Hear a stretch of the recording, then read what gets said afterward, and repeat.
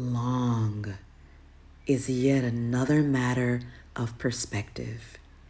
To be truly living in the moment is to be integrated into its allness versus existing in anticipation of making it to the proverbial finish line.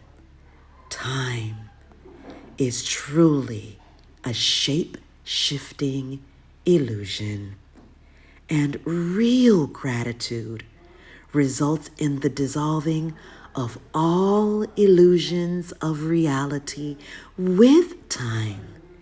Yet, as illusory as she is, time, she is going.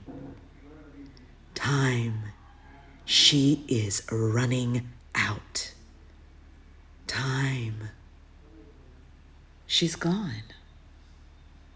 Our change is due now.